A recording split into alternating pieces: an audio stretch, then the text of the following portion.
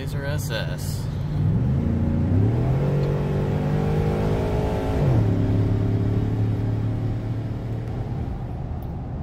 What the hell? What the hell did I buy? What the hell? So I know what you must be thinking. You've hit your head and bought a Ford. You went from a 4 LS household to a 3 LS household with a Ford. Let me explain. So, my plan is that this business thing is going to take off. I'm going to get more stuff like this, rebuild it, sell it for profit. So, to do that and to save some money in the process, I need to be able to tow these vehicles. And the Trailblazer SS, while it was an awesome truck, can tow, but mine being an all-wheel drive with the 4L60E and all the crazy differentials that are just tacked onto it, was starting to have problems. So, started looking around. I looked at all the offerings that GM had, of course. I was looking at diesel Colorados, I was looking at Silverados, 1500s and 2500s. But man, Ford, for the freaking price, you get a lot. So what this is a XL F250 with the STX package, which kind of takes a work truck and fancies it up a little. It's a 4x4. That's a big Dana 60 in the front. And I went and opted for leather. So what they do is they go and reskin it with some Katzen, and it turned out pretty nice. But you know how that goes. You get a truck, it's brand new, but it's not yours yet. So you start trying to figure out things to do to it. So of course, this thing is not even a week old. We have parts. Now what kind of parts would somebody put on a brand new truck? Well, let's see. We removed the giant CB antenna and replaced it with one of these slick little guys. And then for the interior, since this was an XL, you get this floor console thing, which is completely useless.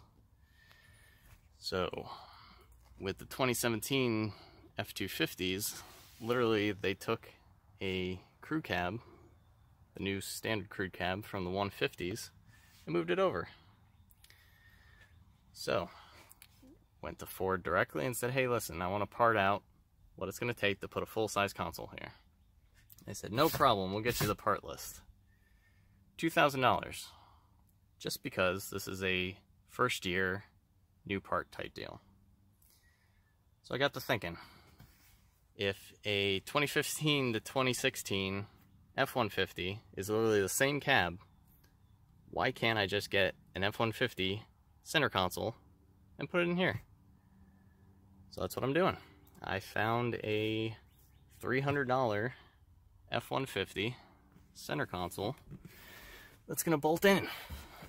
All I really have to do is take these pieces, which are flat the whole way down, and get the pieces that come out for the center console, move this to the center console, change this piece out for another flat piece, and it will literally bolt right in. So once I do that, change this to the 8-inch screen, and I also found that this little screen is completely useless. So there are 3 screen options for the F250. There is this tiny little guy. Then there is a, I believe, 4-inch that gives you a little more information and still has analog gauges up at the top like this one. And then there is the Mac Daddy 8-inch screen. So I found via using ForeScan, using your VIN, and getting the as-built data of the truck, you can move that 8-inch console over to here, or display console, whatever you want to call it. So we'll be doing that. since this is an XL, you got this awesome plastic, boring ass looking wheel. So, of course, I had to fix that. Straight from Ford, we have a, I believe, steering wheel off of Platinum. And the Platinum trucks, they get leather, and they get a nicer surround for the buttons. It's almost like a brushed nickel. And leather all the way around. Gray stitching. So that should look way better with this gray and black interior I got going on. Then this boring ass plastic derpy wheel. So we'll install that. And then of course, nobody's gonna give me anything for free. You don't get a bed liner.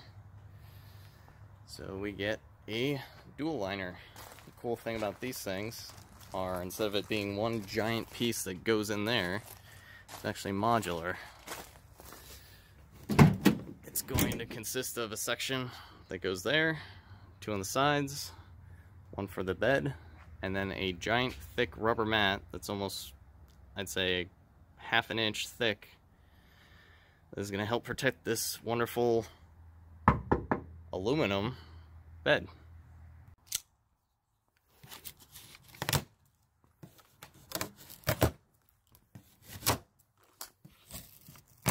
Some of the requirements before you start popping stuff in is all these brackets have to come off, all the D-rings have to come off. You have to spin these guys out of the way. And then take this hardware out because you're going to reuse it when you put that panel back on. And then, like I said, everything is modular. This goes against the cab. Get your left and right side. The actual mat, which is not quite half an inch, but it's pretty damn thick. And then it's got these rub nubs at the bottom, prevent stuff from moving around and still allow water to drain out. Alright, we're gonna go install it.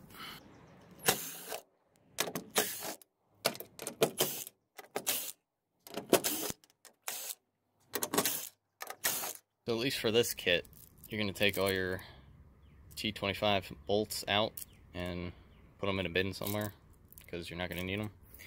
This thing actually uses a collar that goes into the plastic part and then a new set of T25s with thread lock on.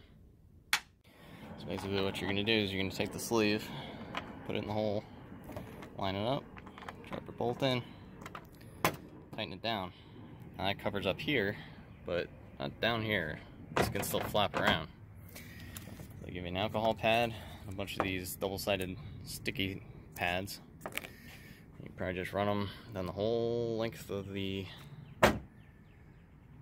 protector and prevent it from flapping around on you.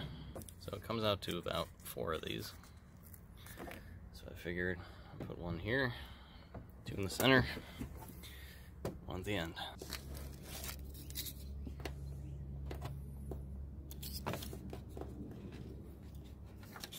First piece of the cab is on. What you do is just wrap this around the entire length. It snaps down there, and then you have your holes for the eyelids, which is going to hold this thing against the cab. And if you look, there's a lip. What's going to happen is each piece we put in here is going to have a lip on it, and then the rubber mat sits on top of that. So it's going to prevent dirt and crap from getting underneath, and if water gets through, it's going to drain out the normal tracks. As with most things aftermarket, not everything is going to line up. So if you look at these 2 holes, they're not going to allow me to get those bolts in. So I'm just going to go ahead and ream the hole out a little bit, get it to line up, and the bracket will go back on.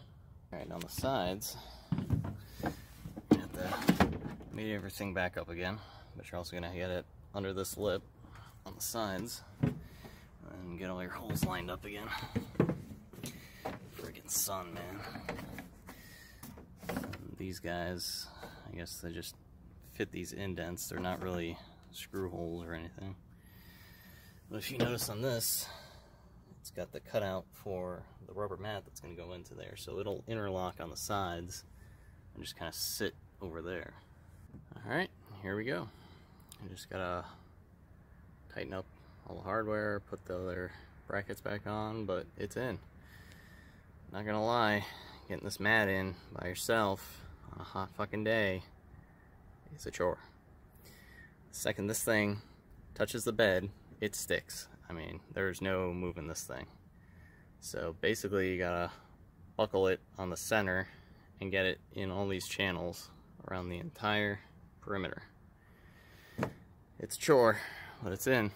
Apparently this is how LKQ ships center consoles, by a friggin' freight truck. Off the freight truck and onto the truck. So this is off of an F-150, but it's gonna work exactly the same for this truck. All I'm gonna change out is pull this shifter off, which the shifter with a good cable is worth about $100, so I'll get $100 back on that. And then this piece can be changed out for a cubby, and then it'll match this. If I really want to make it look like a 250, what I have to do is change this entire piece out and both sides to get that cup holder that swaps over to make a double cup holder, or swaps over to make just a cubby. And then this, fortunately, came with the double USB, so I don't have to swap anything over. The harness will already be in there. And then massive storage. So I'm not a Ford guy, so obviously I haven't seen one of these consoles in person before. I've just been looking at pictures and diagrams, but this is fucking cool.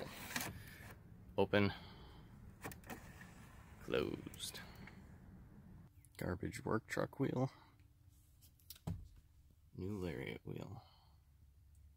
All the buttons work. Plug and play. But what's not plug and play is this console, apparently.